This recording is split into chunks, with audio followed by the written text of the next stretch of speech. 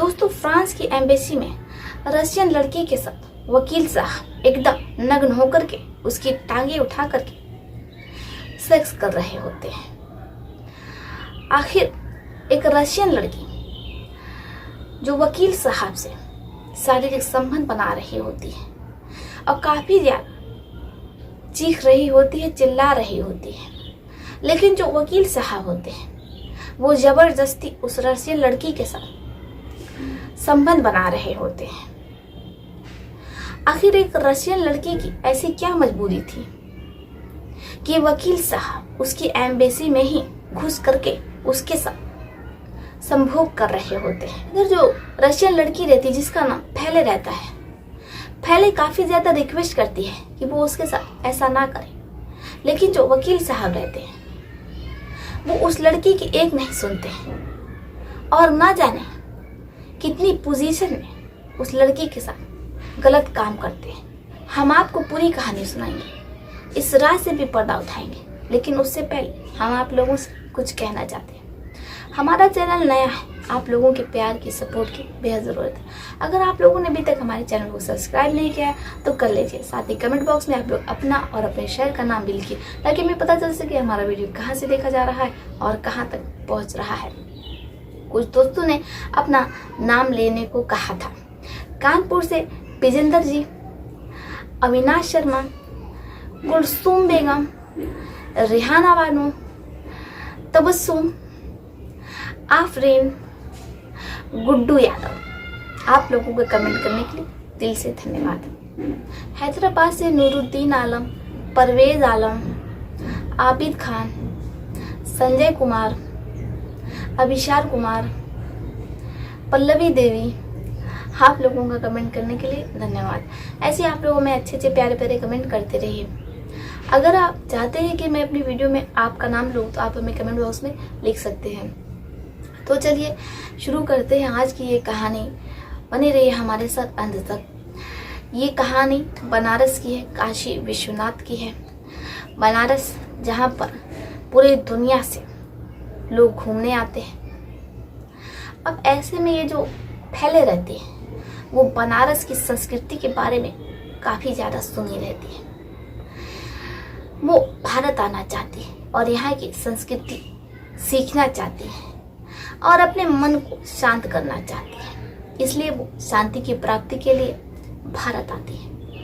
वो India land करती है, भारत से सीधे वो वाराणसी पहुंचती है। अब जैसे ही वो बनारस के स्टेशन पर पहुंचती है तो उसका सामान चोरी हो जाता है। पहले घबरा जाती है, परेशान हो जाती है, उसे कुछ समझ में नहीं आता है कि अब वो क्या करे, क्योंकि एक तो उसे हिंदी नहीं आती है, उसे सिर्फ अपनी लैंग्वेज आती है, यानी कि फ्रांसीसी लैंग्वेज, क्योंकि वो फ्रांस से आई रहती है। अब ऐसे में पहले लोगों से हेल्प मांगती है। लोग कुछ समझ में नहीं पाते हैं कि आखिर ये विदेशी महिला क्या बोल रही है। पहले बार बार रिक्वेस्ट करती है कि जो उसका सामान गायब हुआ है वो उसे दिलवा दे, लेकिन चूंकि लोगों को इंग्लिश तो समझ में आती है, लेकिन चूंकि पहले फ्रांसीसी बोल रही होती है, इसलिए लोग समझ नहीं पाते हैं कि ये महिला, ये विदेशी महिला क्या बोल रही है। अब ऐसे में पहले को एक लड़का मिलता है, वो फ्रांसीसी जानता है क्योंकि वो लड़का बनारस के हिंदू विश्वविद्यालय से पढ़ाई कर रहा होता है और उसे फ्रांसीसी आती है क्योंकि उसने इंटरनेशनल जो भाषाओं का कोर्स होता है वो किया रहता है।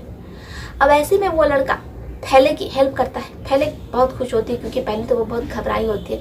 अब इसके बाद लड़का जो उसे पूछता है कि आप का सामान कैसे चोरी हुआ, पहले पूरी बात बताती है। अब लड़का कहते हैं कि कोई बात नहीं, आप चिंता मत करो, मैं आपका सामान दिलवा दूंगा, आपका सामान वापस मिल जाएगा। इसके बाद वो फैले को लेकर के एक रेस्टोरेंट में चला जाता है, क्योंकि फैले काफ़ी दूर से आई रहती है। उसे नाश्ता करवाता है, खाना वाना खिलाता है। इसके बाद वो पूरा आश्वासन देता है कि आपका सामान मिल जाएगा। अब वो फैले को लेकर के थाने जाता है FIR लिखवाने, लेकिन जो थानेदार रहते हैं वो फैले की लैंग्वेज नहीं समझते हैं। वहाँ भी भाषा की दुश्वारी हो रही थी, क्योंकि वो FIR लिखे तो कैसे लिखे, क्योंकि फैले फ्रांसीसी बोल रही होती है। अब इधर जो लड़का रहता है फैले के साथ, वो हिंदी भाषा में उच्चारण कर रहा होता है। उस लड़के की एक नहीं सुनते हैं। वो कहते हैं कि जिस महिला का सामान चोरी हुआ है हम उसकी ही FIR लिखेंगे। आप कौन होते हैं बोलने वाले, हमें बताने वाले, समझाने वाले? अब जो लड़का रहता है वो कहता है सर आप लोगों को फ्रांसीसी तो आती नहीं है, फ्रांसीसी तो आती नहीं है, आप फ्रांसीसी ट्रांसलेटर बुलवा दीजिए। लेकिन पुलिस वाले लड़के पर भड़क जाते हैं और कहते हैं तुम हमें सिखाओगे, तुम हमें बताओगे, तुम होते कौन हो? इसके बाद वो उसको थाने से बाहर कर देते हैं। अब जो फैले रहती है वो काफी ज्यादा परेशान हो जाती है, ना तो पुलिस वालों को उसकी भाषा समझ में आती है और ना तो फैले को पुलिस वालों की भाषा समझ में आती है। इसके बाद वो वहां से बाहर निकल जाती है, एक सीट पर जाकर के चुपचाप से बैठ जाती है, क्योंकि ना तो उसके पास खाने के पैसे होते हैं, ना ही उसके पास रूम लेने को पैसे होते हैं। फैले को कुछ समझ में नहीं आता है क्योंकि उसकी FIR नहीं लिखी जाती है।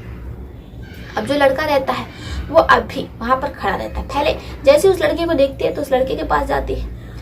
अब लड़का कहता है कि ठीक है, परेशान मत होइए, आप हमारे रूम पर चलिए, वहां पर आपको खाने को भी मिलेगा, मैं आपको पैसे भी दे दूंगा क्योंकि आप हमारी मेहमान है। वो कहते हैं ना कि अतिथि देवो भव। अब इसके बाद फैले उस लड़के के साथ चली जाती है, वहां रहती है, खाती है, पीती है और लड़का उसे जो भी सामान लेना होता है वो उसे दिला देता है। इसके बाद वो लोग कई दिनों तक पुलिस स्टेशन के चक्कर काटते हैं, लेकिन इसके बावजूद भी FIR नहीं लिखी जाती है। अब राकेश को कुछ समझ में नहीं आता है कि वो करे तो क्या करे। वो फैले को लेकर के कोर्ट जाता है। अब कोर्ट में उनकी मुलाकात एक वकील से होती है। वकील साहब पूरी बात सुनते हैं। इसके बाद वो फैले को पूरा आश्वासन देते हैं कि वो फैले को न्याय जरूर दिलाएंगे। जो पुलिस वालों ने उनकी मदद नहीं की और उनका जो सामान गायब हुआ वो उन्हें मिला नहीं, सब कुछ उनका वापस होगा और पुलिस वाले उनकी FIR लिखेंगे।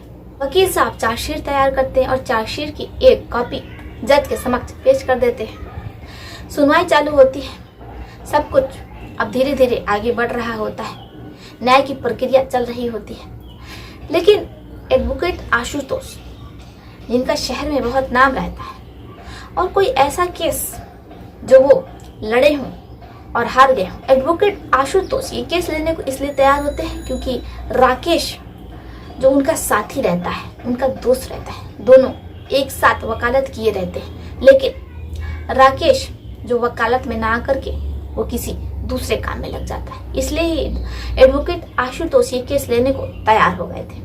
अब ऐसे सब कुछ चल रहा होता है, लेकिन जो एडवोकेट आशुतोष रहते हैं वो एक फ्रांसीसी महिला की गोरी चमड़ी जवानी देख करके खुद को रोक नहीं पाते हैं और वो पूरी कोशिश करते हैं कि फैले से बात की जाए, उसका नंबर लेते हैं और उसे व्हाट्सएप पर गंदे गंदे वीडियोस भेजते हैं।